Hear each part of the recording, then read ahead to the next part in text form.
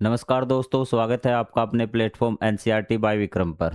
तो हम पढ़ रहे थे डाइवर्सिटी ऑफ इंडियन ज्योग्राफी कि जो इंडियन जो ज्योग्राफी है, आपकी भूगोल है, उसकी डाइवर्सिटी हमने अलग अलग कुछ हिस्से पढ़ लिए थे। आपके रिवीजन के लिए मैं बता देता हूँ 2 सेकंड में कि कौन कौन से हिस्से हमने इससे पहले पढ़ लिए। ये इंडिया का प्रतीकात्मक मैप है आपका, आप समझ जाना। इसे थोड़ा सा आपको दिखाई नहीं दे रहा तो इस साइड में आपको बना के दिखा देता हूँ कि इस प्रकार का मैप है आपका। तो यहाँ हमने हिमालय पढ़ लिया था। जब आप हिमालय के दक्षिण यहाँ पे आए तो यहाँ पे आपका लद्दाख ठंडा मरुस्थल हमने पढ़ लिया था। उसके बाद जब इसके दक्षिण में आए तो गंगा के मैदान पढ़ लिए थे, और यहाँ पे हमने अब पहुंच गए हम यहाँ इस पश्चिम की साइड। यहाँ हम पढ़ेंगे आपका मरुस्थल, थार मरुस्थल, जिसको आप मरुस्थल का नाम लेते ही जिसका चित्र आपके दिमाग में आता है कि रेत का टीला वगैरह, वो चीज़ें हम यहाँ पढ़ेंगे भी। अब पढ़ें, करें शुरुआत। चलो भी, तो चैनल को सब्सक्राइब कर लेना। हो सकता है आप क्लास 6 वाले पे से आए हो तो ये क्लास 7 का लिए स्पेशल प्लेटफॉर्म है। एक बार मैं सामाजिक कंप्लीट कर दूँ, हिंदी इंग्लिश, फिर हमें अगला विषय स्टार्ट करेंगे। इसी प्रकार लाइन बाय लाइन आप कमेंट में बताना कि कौन सा विषय स्टार्ट करना है। द ग्रेट इंडियन डेजर्ट और थार मरुस्थल, आप भली बात से परिचित हैं। ये कहाँ पे है? इफ़ यू मूव, ये बताना कि पंजाब में है या नहीं भी। ये आपके लिए क्वेश्चन है, पंजाब में है या नहीं थार मरुस्थल भी। सोच लेना, कमेंट में लिख दो अभी, देख के मत बोलना है या नहीं। If you move westward on the map, जब हम पश्चिम में मूव करते हैं ना इस साइड, तो you will notice A yellowish area, कि आपको एक पीला सा एरिया दिखेगा। मैप की बात कर रहे हैं हम, तो वो क्या है? This is the Thar desert, वो आपका थार मरुस्थल है। व्हाट डू यू सी, आप क्या देखते हैं? वेस्ट स्ट्रेच्ड गोल्डन ड्यून्स, कि आपको सुनहरी रेत के टीले आपको दिखाई देंगे भी। गोल्डन ड्यून्स, रेत के टीले। रग्ड ट्रेंच, उबड़ खाबड़ क्षेत्र आपको दिखाई देगा। एंड वाइड ओपन स्काई, और एक खुला आसमान आपको दिखाई देगा जब आप यहाँ थार मरुस्थल में पहुंचेंगे। सुनहरी रेत के टीले, उबड़ खाबड़, ठीक है, और खुला आसमान आपको दिखाई देगा भी।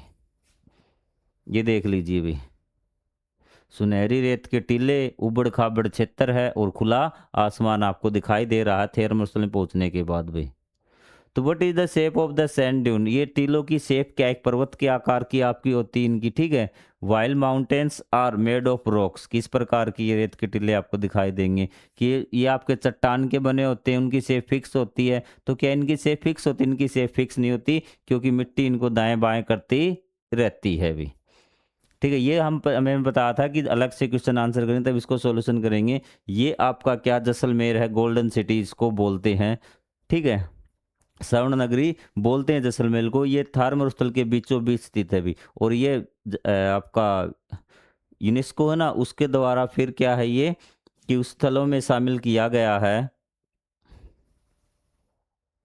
वर्ल्ड हेरिटेज साइट में भी। किसमें? वर्ल्ड हेरिटेज साइट में शामिल किया गया। इससे पहले आपकी एक साइट और आई थी वर्ल्ड हेरिटेज साइट, वो आपकी क्या थी? द ग्रेट हिमालयन उद्यान, ठीक है, ग्रेट हिमालयन था ना वो भी। अब यहाँ पे देखिए, sand dunes are formed when wind shifts and shapes the sand into hill like formation. ये कहता है कि ये जो रेत के टीले किस प्रकार बनते हैं कि जब हवा रेत को ना एक स्थान से दूसरे स्थान तक ले जाती है और उन्हें एक जमा जमा कर देती है ना, तो वो क्या करते हैं कि हिल लाइक फॉर्मेशन, पहाड़ी जैसी क्या बनाते हुए एक आकृति बनाते, उसको रेत के टीले हम बोलते हैं। Sometimes these rise as high as 150 metre भी, कि 150 मीटर ऊंचे ये बन जाते कई बार रेत के टीले। जब आप कभी जाओ जैसलमेर साइड तब वहां देखना कितने ऊंचे ऊंचे आपको रेत के टीले नजर आएंगे। The Thar is a vast arid region, ये क्या है? एक बहुत ज़्यादा शुष्क क्षेत्र है, ये भी बहुत बड़ा है और शुष्क है। ये क्या है? शुष्क क्षेत्र है। Most of its lies with in India, की ज़्यादातर भाग इसका इंडिया में है। स्पेनिंग द स्टेट ऑफ, ये किन राज्यों में फैला हुआ है? गुजरात, पंजाब एंड हरियाणा, इन राज्यों में ये फैला हुआ है। चीज़ें क्लियर हो रही हैं आपको? The desert acts as a natural barrier, ये एक प्राकृतिक अवरोधक का कार्य करता है। Due to the harsh condition, यहाँ की जो कंडीशन है ना वो बहुत ज़्यादा कठिन है भी, ठीक है। इस कारण क्या है, ये एक आपका नेचुरल बैरियर का, प्राकृतिक अवरोधक का कार्य करता है। That debtor human and animals movement, जो आपकी डेटर होता है रोकना या प्रभावित करना मानव और एनिमल की मूवमेंट को। मतलब ये आपका क्या आ गया?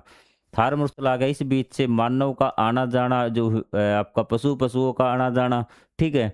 तो वो बहुत ज़्यादा मुश्किल है। क्यों मुश्किल है? Including very high day time temperature, कि दिन में तो बहुत ज़्यादा गर्मी हो जाती है और रात को ठंड हो जाती है, as well as lack of access of water, और पानी की भी यहाँ बहुत ज़्यादा कमी है। इस कारण यहाँ मानव का और पशु पक्षियों का रहना बहुत ज़्यादा मुश्किल है भी। People living in the Thar have adapted their way of life to the place, कि यहाँ पे जो लोग रहते हैं ना, ये नहीं कि इतनी ज़्यादा कठिन यहाँ पे मानव रह ही न सके, यहाँ पे भी लोग रहते हैं। यहाँ पे जो लोग रहते हैं ना, वहाँ उन्होंने खुद के अनुसार अडेप्ट कर लिया, वहाँ की जलवायु के अनुसार, उस स्थान के अनुसार। What it offers, food habits, clothing and lifestyle are suited to these health condition. तो उन्होंने वो क्या कर लिया, सारी चीज़ें, चाहे उनकी जो खाने की आदत है, खाना पीना है, कपड़े हैं, या उनके रहने का तरीका है, रीति रिवाज हैं, वो सब इस प्रकार से उन्हें अपना ली जो इस कंडीशन के क्या हो, सूट करे, इस कंडीशन के अनुसार हो। आई बात समझ में, कि उन्होंने खुद को उस मौसम के अनुसार ढाल लिया। जैसे हमने क्लास 6 की साइंस में पढ़ा था, कोई भी जीव जंतु हो या पेड़ पौधा हो, वो खुद को क्या करता है, उसके मौसम के अनुसार ढाल लेता, वहाँ की जलवायु के अनुसार खुद को ढाल लेता है भी। ये कैमल है जो पुष्कर मेला लगता है ऊँटों का, वो पुष्कर में लगता है भी। ये देखिए भी, water is scarce in the desert, कि पानी की बहुत ज़्यादा कमी होती है यहाँ डेजर्ट में भी। एक बार ब्लरिंग आपकी हो रही होगी, मैं इसको ठीक कर देता कि आपको मेरे ऊपर फटफट फटफट आपको दिख रही होगी कुछ भी। ठीक है, पानी की बहुत ज़्यादा कमी है यहाँ पे भी। ठीक है, women often need to travel long distances every day to fetch water to their families, अपने परिवार के लिए पानी लाने के लिए बहुत ज़्यादा यात्रा उन्हें करनी पड़ती है। फैच मतलब पानी लेके आना भी। So the traditional method for cleaning utensil is to scour them with sand, कि जो उनका बर्तन साफ करने का तरीका है, कि ये आपका होता है स्कोर द मतलब मांजना होता है भी। ठीक है, रगड़ना होता है, क्यों पहले क्या है कि रेत से उस बर्तन को अच्छी तरह से मांजेंगे, साफ कर लेंगे। ठीक है, अनटिल दे आर क्लीन, जब तक वो साफ नहीं हो जाते तब तक। A clean water can be used for a little water to light wrench, तो जो थोड़ा बहुत रेत रेत से, वो सूखी रेत से उसको मांज रहे हैं, तो अंत में साफ हो गए, थोड़ा बहुत रेत बच गया तो उसके ऊपर थोड़ी सी मात्रा में वो पानी डाल देते हैं बर्तन धोने के लिए। अब the water used for ranging, जो धोने के लिए पानी यूज किया था ना रेत उतारने के लिए, तो वो रीयूज दोबारा यूज किया जाता है for the purpose like watering A plant, उसको फिर पौधों में वो डाल देते हैं। मतलब पानी का देखिए वो बिल्कुल भी वेस्ट नहीं करते। So the next time you leave to the tap running, कि अगली बार जब भी आप कोई नल है उसको खुला छोड़े, मतलब कहने का मतलब पानी अगर वेस्ट करें, remember the people of the Thar desert, Thar desert है रेगिस्तान, उसके लोगों को आप ज़रूर याद करना कि वो किस प्रकार पानी से परेशान है। Rajasthan is also famous for its indigenous water conservation method, की जो उसके परंपरागत शानदार, ठीक है, अच्छे तरीके के वाटर पानी संग्रहण करने के जो स्रोत है ना, तरीके हैं, उनके लिए बहुत ज़्यादा ये प्रसिद्ध है भी। इंक्लूडिंग टाका एंड कुंड्स, की एक जो आपको ऊपर बनाई गई है ये टाका या कुंड होती है भी। ठीक है, कुंड से तो आप सारे वाकिफ है, लेकिन इसको टाका भी कहा जाता है। एग्जाम में आ गया टाका किससे संबंधित है, तो वर्षा जल संग्रहण से संबंधित है, और कौन से राज्य में पाया जाता है, राजस्थान में। टाका आप कहोगे कि कपड़े से संबंधित हैं। These are special water collection system that store rain water open for drinking purpose, ये स्पेशल प्रकार के मतलब एक विशेष प्रकार से बारिश का पानी इकट्ठा करने के लिए बनाए जाते हैं, जिनको हम बाद में यूज करते हैं, जिस पानी का हम प्रयोग बाद में करते पीने के लिए। थार एरिया मतलब रेगिस्तान में, गर्म रेगिस्तान में भी। द अरावली आर अमंग, अब हम पढ़ेंगे अरावली हिल्स के बारे में। किसके बारे में, अरावली हिल्स के बारे में। थार मरुस्थल के बारे में इतना ही था कि आपका ये भारत के 4 राज्यों में आता है। कौन कौन से राज्यों में, हरियाणा, पंजाब, राजस्थान और गुजरात में। तो अब हम पढ़ेंगे अरावली हिल्स के बारे में। अरावली हिल्स के बारे में क्या, अब हम जाएं किस डायरेक्शन में जाएं, तो कहाँ जाए, यहाँ आप थे रेगिस्तान में, अब आपसे रेगिस्तान से पूर्व की ओर जाना, यहाँ आपको मिल जाएगी अरावली हिल्स। क्या मिल जाएंगी, अरावली हिल्स आपको मिल जाएंगी। The Aravallis are among the oldest mountains in the world. ठीक है, ये इसने कहाँ बता रखा है, इसने बताया जैसे ही आप इसमें जाएंगे ना, पूर्व दिशा में ईस्ट में जाएंगे तो आपको पहाड़ियाँ दिखेंगी, वो पहाड़ियाँ किसकी, अरावली पहाड़ियाँ ही हैं। तो इसने कहा कि सबसे ये पुरानी जो पर्वतों की बात होती है ना, पर्वत श्रृंखलाओं की बात होती है, तो उसमें आपका अरावली शामिल होता है। सम 2.5 बिलियन की इतने अरब वर्ष ये पुराना है भी। The range has many peaks, इसमें बहुत सारी चोटियां हैं और पहाड़ियां हैं भी। ठीक है, although the it's the highest peak mount Abu, जो इसकी सबसे बड़ी चोटी है, सबसे ऊंची चोटी है, वो है आपकी 1700 मीटर की। Most of the hills are between the 300 and 900 high, कि जो आपकी जो चोटियां हैं वो 300 से लेकर 900 मीटर तक ऊंची हैं भी। Isn't fascinating that A drive about, ये मतलब ये आपको हैरान करने वाला नहीं लगता क्या, क्या कि that A drive about the 4.5 hours की 4.5 घंटे आपको की डिस्टेंस चलना है भी। दैट कैन टेक अस, वो हमें कहाँ ले जाएगी, Mount Abu to in Aravalli to Jodhpur in the Thar मरुस्थल, की आपको क्या करना है कि आप क्या करिए कि यहाँ आपका अरावली है, ये यहाँ आपका माउंट आबू, यहाँ से आपको 4.5 घंटे यहाँ तक चलना है, तो आप कहाँ पर पहुँच जाएंगे, जोधपुर, जो थार मरुस्थल। आप बिल्कुल हरे भरे क्षेत्र से एक शुष्क क्षेत्र में पहुँच जाएंगे, जहाँ रेत ही रेत है, दिन में बहुत ज़्यादा गर्मी, रात में बहुत ठंडी, किस प्रकार की कंडीशन में पहुँच जाएंगे। तो ये देखिए, क्या आपको अचंभित करने वाला नहीं है क्या, a drive into a completely different geography, ये आपको एक अलग ही भौगोलिक क्षेत्र में ले जाएगी। एक 4.5 घंटे की यात्रा, 4.5 घंटे, मान लो आपको नींद आ गई, आपको उठा के कोई ले गया, तो आप देखिए कहाँ पहुंच जाएंगे, कहाँ आप देख रहे थे, बिल्कुल चारों तरफ पेड़ ही पेड़ थे, और 4.5 घंटे में ऐसी जगह पहुंच जाएंगे जहाँ रेत ही रेत है भी। तो अब आपने जो मैप है इसने देखना है कि अरावली किन किन स्टेट में फैला हुआ है। आपको सिर्फ कुछ नहीं करना, जो आपके थार वाले स्टेट कौन से थे, पंजाब, हरियाणा, राजस्थान, गुजरात।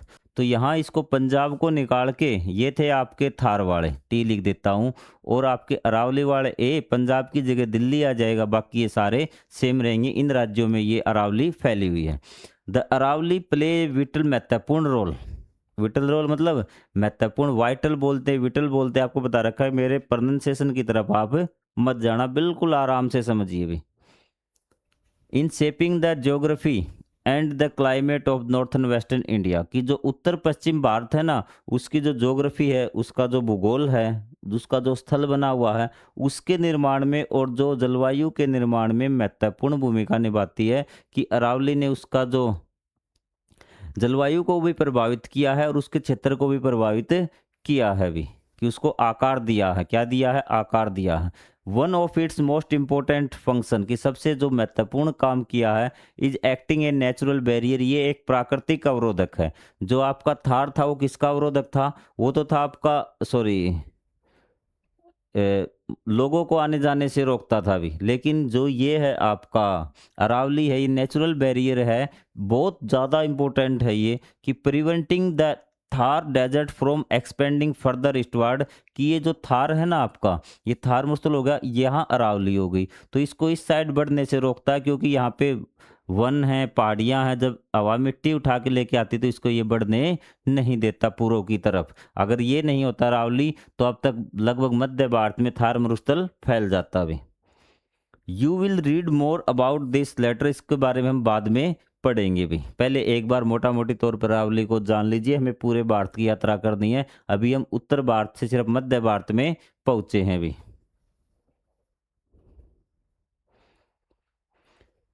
इसको रोक देता हूँ, पहले वाली क्लास की भी घड़ी चली हुई है भी, टाइम 46 मिनट हो गई इसमें तो भी। The Aravalli rich in minerals is marble, granite, zincs and copper भी। तो ये जो धातुएं हैं ना, और जो ये खनिज हैं, मिनरल्स है, ये यहाँ पे बहुत मात्रा में पाए जाते हैं अरावली में भी। ये marble, granite, zinc and copper have supported mining and construction activities for centuries, की ये चीज़ें शताब्दियों से होती आ रही हैं यहाँ पे। किसने किसको बढ़ावा दिया, माइनिंग को और कंस्ट्रक्शन को भी, निर्माण कार्य को यहाँ पे बढ़ावा दिया है इन चीज़ों में, क्योंकि अरावली में ये चीज़ें मिलती हैं इस क्षेत्र में। In fact evidence from the ancient mines, जो आपकी पुरानी खाने हैं ना, एक खाना जोवर भी, जावर जिसको बोलते हैं, उसमें हमें दैट ओवर 8th century, 8वीं जो शताब्दी है ना, उससे पहले Indians were the first the world to master the delicate process of extraction of zinc, कि उन्हें ये पता था 8वीं शताब्दी में कि इसमें सबूत मिले जावर की खान में कि वहाँ पे जो आपका ये धातु है वो निकाली जाती थी सबसे पहले, और हम क्या थे, सबसे आगे थे इस चीज़ में पता करने में भी, एक्सट्रैक्शन ऑफ जिंक में भी सबसे पहले स्थान पे भारत का नाम आता था जब जिंक की बात होती थी। मतलब भारत में जिंक का उत्पादन बहुत होता था, जो खनन होता था वो अरावली एरिया से होता था, और खासकर उसकी खान थी जावरवी।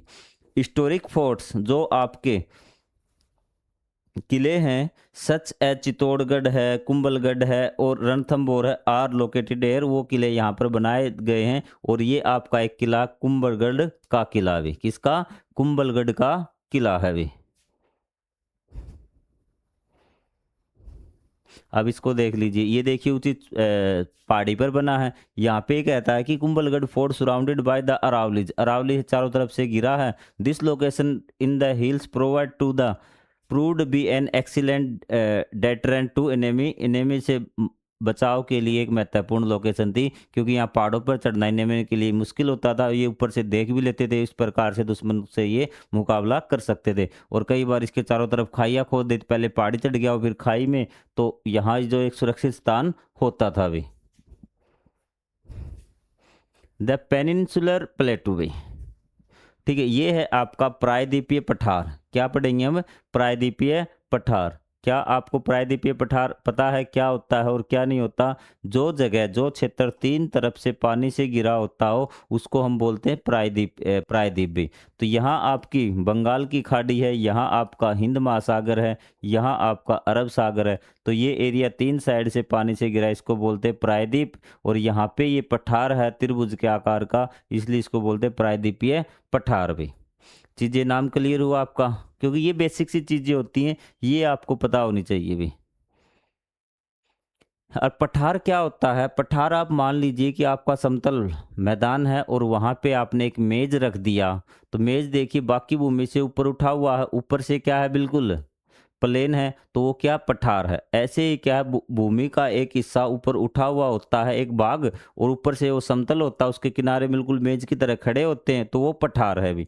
ठीक है, आपको पठार समझ में आ गया? पहले चीज को समझा करो, आप ऐसे ही रटने मत लग जा करो। ये देखिए, ये क्या है, पठार है, ये बाकी भूमि से क्या ऊपर उठा हुआ है, इसके जो किनारे हैं वो बिल्कुल क्या है, खड़े हैं भी। A plateau is a landform that rise up from the surrounding land भी, जो आपकी उसके चारों तरफ की जमीन होती है ना, उससे तो क्या था, ऊंचा होता है भी, राइज इज अप, ऊंचा उठा हुआ। एंड हैज ए मोर और लेस फ्लैट सरफेस, कि यहाँ पे जो इसका जो सरफेस क्या होता है, फ्लैट होता है। Some of it sides are open steep slope, मतलब बिल्कुल खड़ी ढलाने होती है, पर्वत की ऐसे तिरछी हो जाती है ना, तो इसकी क्या मिलेंगी, बिल्कुल खड़ी मिलेंगी, इस प्रकार से। इंडिया हैज सेवरल प्लेटूस, कि इंडिया में बहुत सारे पठार हैं भी। ठीक है, the most important one is the triangular peninsular area in the middle and south to the country, और जो सबसे महत्वपूर्ण है उनमें से वो है आपका त्रिभुजाकार का। आपको बताया था ना कि दक्षिण में क्या है, कि मध्य भारत और दक्षिण भारत में फैला हुआ ये आपका ट्रायंगुलर प्लेटू है भी। कौन से भाग में, मिडल एंड साउथ, ये मिडल हो गया आपका और ये साउथ आ गया। ट्रायंगुलर आपको बता दिया, ये त्रिभुज के आकार का, इसलिए इसको ट्रायंगुलर पेनिनसुलर बोलते हैं भी।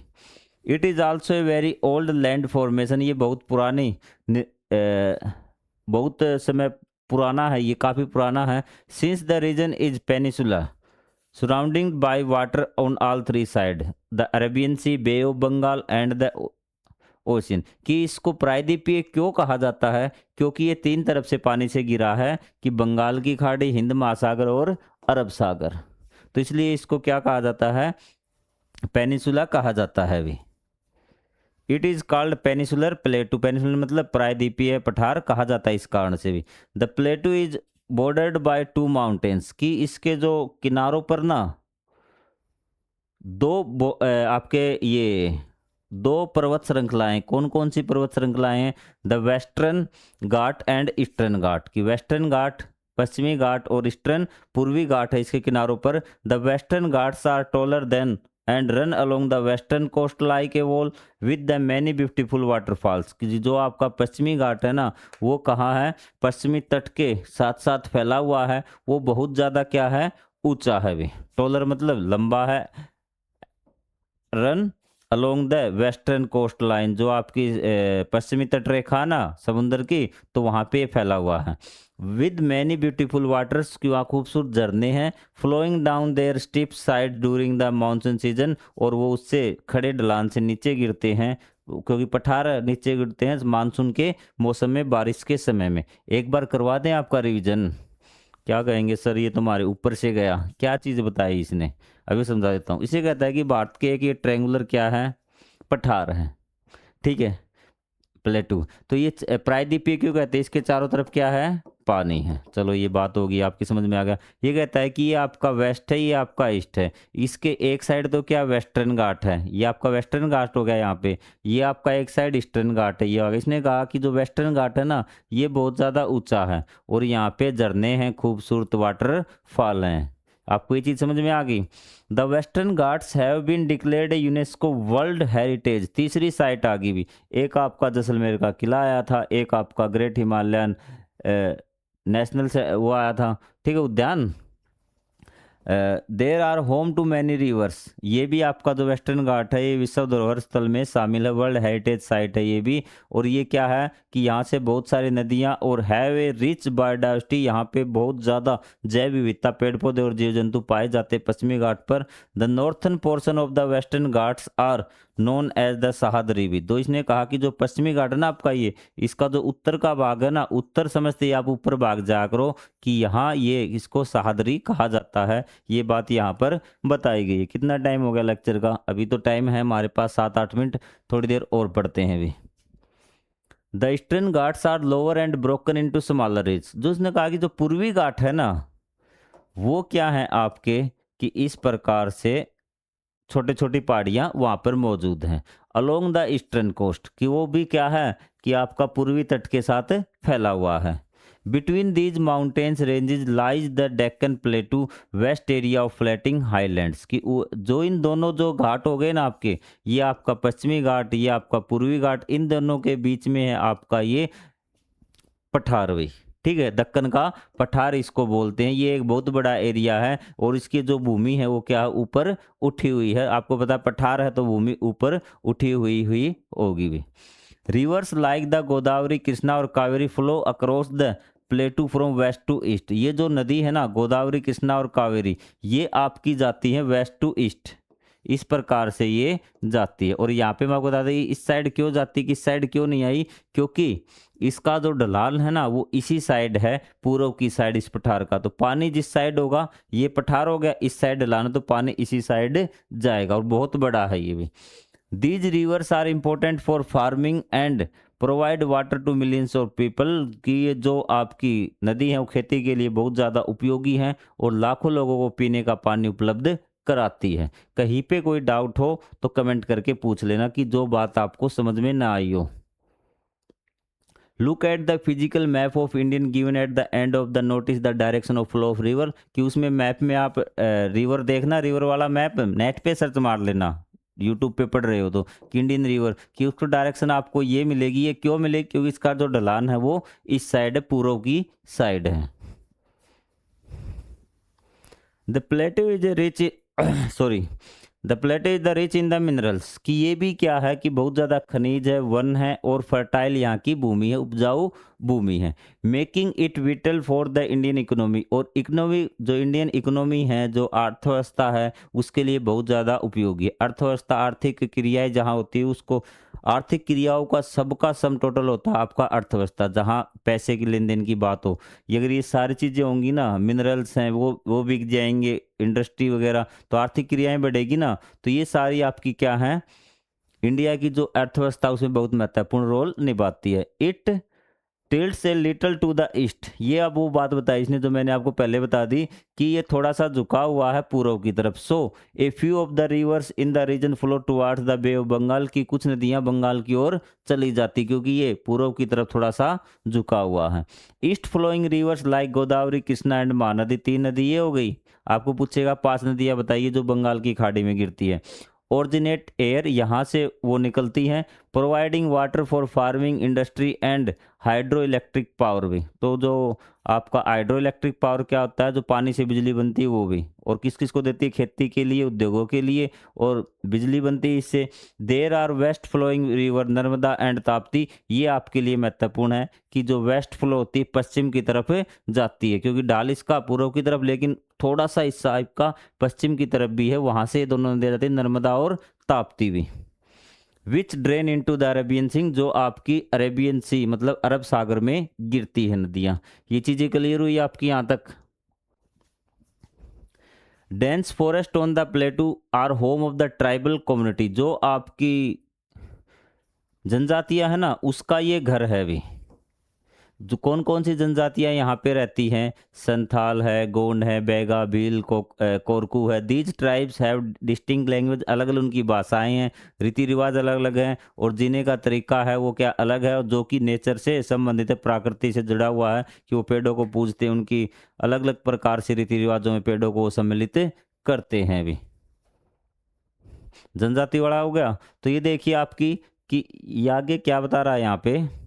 Tribal communities are largely spread over the state of Jharkhand, West Bengal, Orissa, Assam, Madhya Pradesh, Chhattisgarh, Maharashtra, Telangana, Gujarat, इनमें ये फैली हुई है। क्यों फैली हुई है? क्योंकि यहाँ पे जंगल ज़्यादा है। आपको बताएगी जो जनजातियाँ होती है ना वो कहाँ पे रहती है, जंगलों में रहती है, वो ज़्यादा है भी। तो आप इसको चेक कर लेना कि फिजिकल मैप जब आप देखो कि पॉलिटिकल मैप इन स्टेट का देखना सभी का, और यहाँ पे देखना जब आप फिजिकल मैप देखोगे ना, फिजिकल मैप में आपको जंगलों वाला फिजिकल मैप देखना है कि इन राज्यों में आपको जंगल जरूर मिलेंगे, ये बात चेक करनी है। Plateau are home to many beautiful waterfalls, कि यहाँ पे बहुत खूबसूरत झरने भी हैं, जलप्रपात in India. As river flow over their uneven and rocky surface, क्योंकि जो आपकी नदियां हैं ना वो बहती हैं आपकी अनइवन सरफेस पे इस प्रकार से, तो इस प्रकार से जलप्रपात ये बनाती। बहुत सारे खूबसूरत यहाँ पे जलप्रपात हैं भी। अनइवन मतलब उबड़ खाबड़ भी, रॉकी मतलब चट्टानी सरफेस पे होती है। These waterfalls not only attract tourist but also help in hydro electric power generation, कि ये सिर्फ पर्यटकों को ही आकर्षित नहीं करते, मतलब इन झरनों को देखने के लिए पर्यटक तो आते ही आते हैं, लेकिन यहाँ पे क्या है कि जो जल विद्युत भी बनाई जाती, प्रोवाइड वाटर फॉर इरिगेशन, और ये खेती सिंचाई के लिए, इरिगेशन क्या होता है, सिंचाई के लिए पानी प्रदान करती है नदियाँ भी। हाइड्रो इलेक्ट्रिक पावर तो आपको पता होगा कि पानी है, पानी जब ये पानी देख लो भी, यहीं पे समझा दूंगा आपको कि powerhouse waterfalls of Piraikalan near Mannar भी। तो यहाँ से नीचे जो पानी गिरा ना, यहाँ पे क्या लगा दी जाएगी, टरबाइन लगा दी जाएगी ऐसे भी।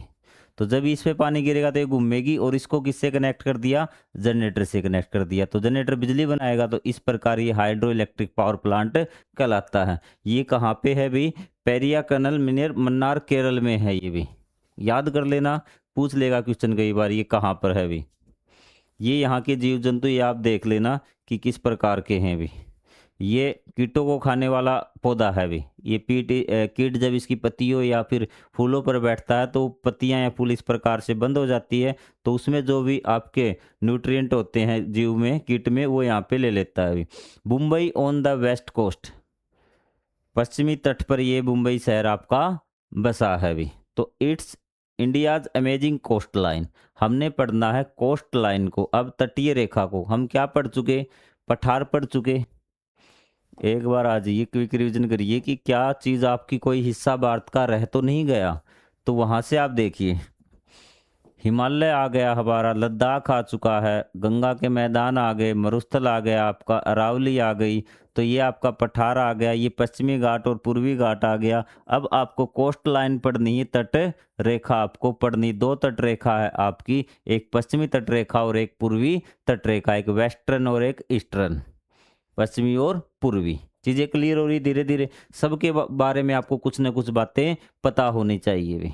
ठीक है, ज़्यादा नहीं, आप एक दो बार वीडियो एक बार देखना, फिर पाठ पढ़ना, न समझ में आए वहीं से उसको स्क्रॉल करके आगे पीछे करके देख लेना, समय बर्बाद नहीं करना। स्पीड बढ़ा लेना, 1 या 2 3 की स्पीड पे कर लेना भी। Indian coastline is dotted with beautiful beaches, कि यहाँ पे डॉटेड मतलब अलग अलग चीज़ें हैं, यहाँ पे भी देखने जाएंगे अलग अलग चीज़ें मिलेंगी आपको, शानदार बीचेज मिलेंगे, रॉकी क्लिफ्स मिलेंगे, मतलब थोड़े चट्टाने मिल जाएंगी वहाँ पे, एंड लेस ग्रीन फॉरेस्ट, और शानदार आपको क्या मिल जाएंगे, हरे भरे जंगल मिल जाएंगे। Some beaches have golden sand while, कि कई जो बीच हैं आपके समुद्री किनारे हैं वहाँ गोल्डन सुनहरी रेत मिलेगी, while other have black rocks, और कईयों पे आपको काली चट्टानें मिलेंगी। सम आइसलैंड हैव कोरल रीफ्स, कि कुछ आइसलैंड आपके द्वीप है ना, द्वीप मतलब जो चारों तरफ से पानी से घिरे होते हैं उनको द्वीप बोलते हैं, वो आपके परवाल या मूंगा से बने होते हैं। While others are covered in thick jungles, और कुछ पे जंगल ही जंगल हैं। India coast are full of surprise, जो इंडिया की जो कोस्ट लाइन है ना, तटीय रेखा, वो बहुत शानदार, आपको अलग अलग सरप्राइज मतलब अलग अलग चीज़ें आपको देखने को वहाँ से मिलेगी। The coastline is over 7500 kilometre long, कि 7500 किलोमीटर लंबी आपकी ये कोस्ट लाइन है इंडिया की। बताइए यहाँ तक आपको कोई डाउट है या नहीं? ठीक है, तो थोड़ा सा ये चीज़ें और देख लीजिए बस। आपको मैप में देखना कि आपको कि कौन कौन से राज्य आपके यहाँ पे आते हैं, इसमें जो बताया गया वो आपको मैं शॉर्ट में बता देता हूँ कि ये यहाँ से जो आपकी पश्चिमी कोस्ट लाइन गुजरात से स्टार्ट होके यहाँ केरल तक आएगी, और ये कन्याकुमारी से लेके गंगा का डेल्टा या पश्चिमी बंगाल तक जाएगी, ये पूर्वी कोस्ट लाइन है। आपको मैप में चेक करना है कि कौन कौन से राज्य यहाँ पे पड़ेंगे भी। तो पूर्वी वाले मैं आपको बता देता हूँ, पश्चिमी वाले आपको सॉरी पश्चिमी वाले में बता देता हूँ, पूर्वी वाले आपको बताने हैं। यहाँ पे गुजरात है, फिर महाराष्ट्र आएगा, फिर आपका गोवा आ जाएगा, फिर कर्नाटक और केरल, ये राज्य यहाँ पे पड़ते हैं। आपको इस वाले राज्य और बता देना कि पूर्वी तट रेखा पर कौन से राज्य आपके आते हैं। आगे कल हम पढ़ेंगे the west coastline, the west coast of India, पूर्वी तटवे, तट मतलब तटीय रेखा, दोनों एक ही बात है। तो आपको आज का वीडियो कैसा लगा कमेंट बॉक्स में ज़रूर बताएं। मिलेंगे अगले पार्ट में, तब तक के लिए जय हिंद जय Bharat, thank you very much.